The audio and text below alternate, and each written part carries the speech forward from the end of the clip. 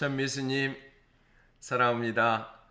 네, 함께 가톨릭 교회 교리서를 공부하면서 우리 믿음을 또 한층 또 업그레이드하는 시간을 함께 하도록 하겠습니다. 오늘은 가톨릭 교회 교리서 494항부터 함께 공부합니다. 지금은 예수 그리스도의 관계에 대한 즉 그리스도론이라고 말하는데요.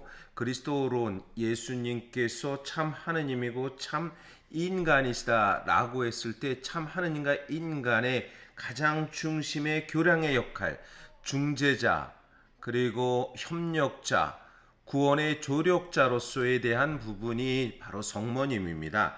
성모님께서는 원죄 없이 잉태되셨다라는 교리를 우리 가톨릭 교회는 반포합니다.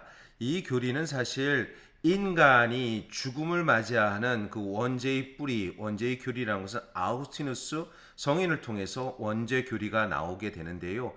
이 교리에서 모든 인간은 아담의 죄로 말미암아 죽음을 맞이하는 즉 죽음이란 원죄의 뿌리가 있고 인간의 탐욕스러움이 있다라는 것을 얘기합니다. 그것은 누구도 벗어날 수 없는데 이를 벗어난 분은 바로 성모님이시다라고 지난 시간에 얘기했습니다. 이러면서 우리는 성모님에 대한 이야기를 자칫 잘못 이해하면 성모님께서는 마치도 또 다른 신처럼 이해할 수 있지만 그것은 결코 그렇지 않고 바로 예수님께서 주님임을 고백하는 부분에 있을 때 성모님께서 구원의 협조자 제1의 협조자로서 바로 그분을 원죄 없이 잉태되었다라고 얘기합니다. 494항 함께 공부하도록 하겠습니다.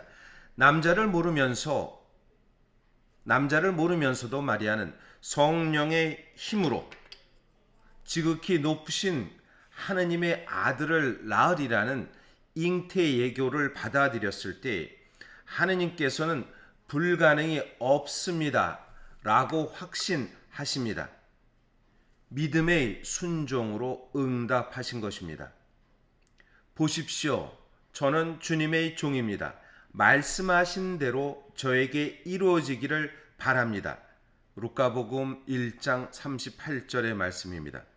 이처럼 마리아는 하느님 말씀에 동의함으로써 예수님의 어머니가 되셨습니다.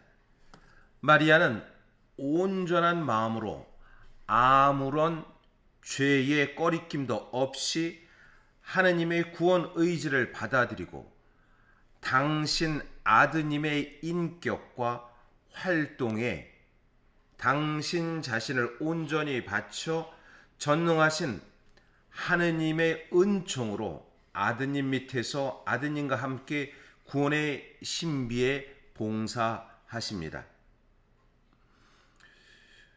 보면 우리에게 성모님에 대한 가르침에 대해서 우리는 지나치게 성모님을 신격화한다고 특별히 갈라진 형제들이 이야기를 많이 합니다.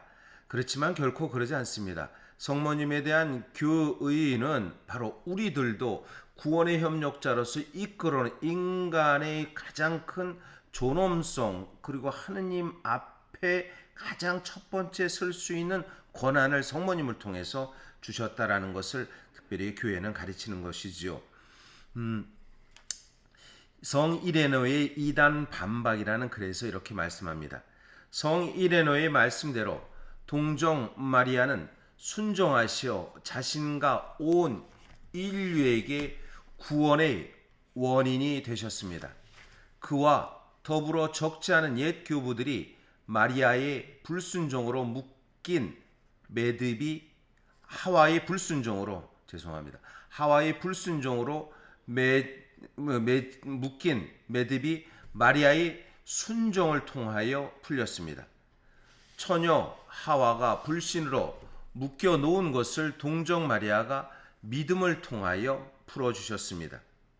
그리고 하와와 비교하여 마리아를 살아있는 이들의 어머니라고 부르고 더 자주 이렇게 주장합니다. 하와를 통하여 죽음이 왔고 마리아를 통하여 생명이 왔습니다. 이렇게 이야기는 이 특별히 하와를 통하여 죽음이 왔고 마리아를 통하여 생명이 왔다라는 이 말씀은 교회 헌장 56항에 나오는 말씀입니다. 그럼 하느님의 어머니라고 하는 우리 교회의 좀 가르침입니다. 하느님의 어머니 마리아에 대해서 말씀드립니다. 이 역시 많은 이들이 논란을 갖습니다. 어떻게 하느님의 어머니다 라고 했을 때 여기에 하느님의 개념은 예수님께서 신성으로 드러난 하느님이라는 것을 먼저 이해하면 좋습니다. 495항입니다. 복음서에서 마리아는 예수님의 어머니로 불립니다. 요한복음 2장 1절 그리고 19장 25절 특별히 요한복음 2장 1절의 말씀을 보겠습니다. 2장 1절에 그 카나 혼인잔치에서 나옵니다. 사흘째 되는 날 2장 1절 갈릴레아 카나에서 혼인잔치가 있었는데 예수님의 어머니도 거기에 계셨다. 그리고 요한복음 19장 25절에 십자가 사건 안에서 나옵니다. 예수님의 십자가 곁에서 그분의 어머니와 이모 클레파스의 아내 마리아와 마리아 막달레나가 서 있었다. 마리아는 당신의 아들을 낳기 전부터 성령의 감도를 받아 내 주님의 어머니라고 이렇게 불립니다. 내 주님의 어머니라고 부르는 것은 루카복음 1장 43절에 나오는 말씀으로서 마리아가 엘리사벳을 방문했을 때 그 엘리사벳의 인사말에서 내 주님의 어머니께서 저에게 오시다니 어찌된 일입니까? 보십시오. 당신의 인사말 소리가 제 귀에 들리자 저의 태 안에서 아기가 즐거워 뛰놀았습니다. 행복하십니다. 주님께서 하신 말씀이 이루어지리라고 믿으신 분 엘리사벳의 찬미가에서 이렇게 나오는 것입니다. 과연 마리아가 성령으로 잉태된 분, 곧 육체적으로 마리아의 참 아드님이 되신 분은 다름 아닌 성부의 영원한 아드님이시며 지극히 거룩하신 삼위의 제1격 성부, 성자, 성령에서 삼위의 제2격 성자 예수 그리스도를 말씀하십니다. 교회는 마리아를 참으로 하느님의 어머니로 고백합니다. 이것은 에베소 공의에서 고백하는 것입니다. 451년일 거예요. 아마 제 기억에 에베소 공의에서 교부들이 알렉산드리아 치릴로스가 네스토리우스의 그 논쟁 안에서 이 하느님의 어머니로서 공표하게 됩니다. 테오토코스라고 말합니다. 하느님의 어머니로 고백한다. 그러면 496항입니다. 초기 신앙 피언들로부터 교회는 예수님께서 오로지 성령의 힘으로 동정 마리아의 태중에 잉태되셨다고 고백했으며 이 사건의 육체적 측면도 긍정합니다. 예수님께서는 남자와의 관련 없이 성령으로 잉태되셨습니다. 교부들은 우리와 같은 인간으로 오신 분이 참으로 하느님의 아들이시라고 징표를 바로 동정 잉태에서 알아보게 됩니다. 하느님의 아들이라는 것이 바로 동정의 잉태에서 나왔다는 것을 교부들은 설명합니다. 안티오키아의 성 이냐시오는 2세기 초 이를 다음과 같이 말합니다. 여러분은 우리 주님을 확고하게 믿고 있습니다. 주님께서는 육신으로는 다윗의 후손으로 태어나시며 하느님 의지와 권능으로는 하느님의 아들이시며 참으로 동정에게서 나셨고 그 육신으로 본시요 빌라도 통치 아래서 우리를 위하여 참으로 못 박히셨고 참으로 순환하시고 참으로 부활하셨습니다. 497항입니다. 복음서의 이야기들은 동정 잉태의 모든 인간적 이해력과 가능성을 초월하는 하느님의 업적으로 이해하고 있습니다.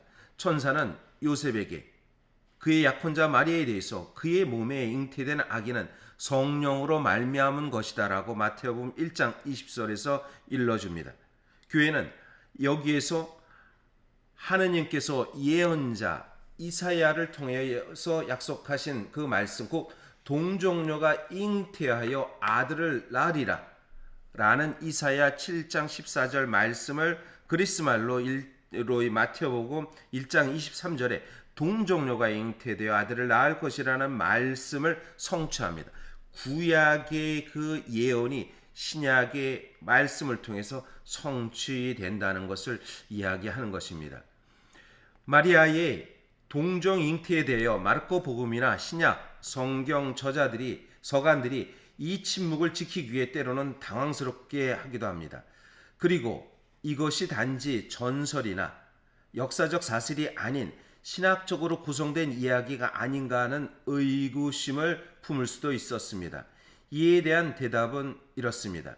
예수님께서 동정녀 몸에 잉태되셨다는 그 신앙은 비그리스도 신자와 유다인들과 이교인들의 강렬한 반대와 비웃음과 몰이해에 부딪히게 됩니다. 역시 지금도 그러한 부딪힘이 있는 것이죠. 이 동정 잉태는 이교 신화의 영향을 받았거나 그 시대의 상황에서 온 것이 아닙니다. 이 사건의 의미는 신비들의 내적 연관성 안에서 강생에서 파스카 사건에 이르기까지 그리스도의 신비 전체 안에서 바라보는 신앙으로서만 이해될 수 있습니다. 안티오키아의 성 이니아시오는 일찍이 이러한 연관성에 대해 다음과 같이 증언합니다. 이 세상의 통치자는 마리아의 동정성과 출산을 몰랐으며 주님의 죽음도 몰랐습니다. 이 세계의 빛나는 신비는 하느님의 침묵 속에서 이루어졌습니다.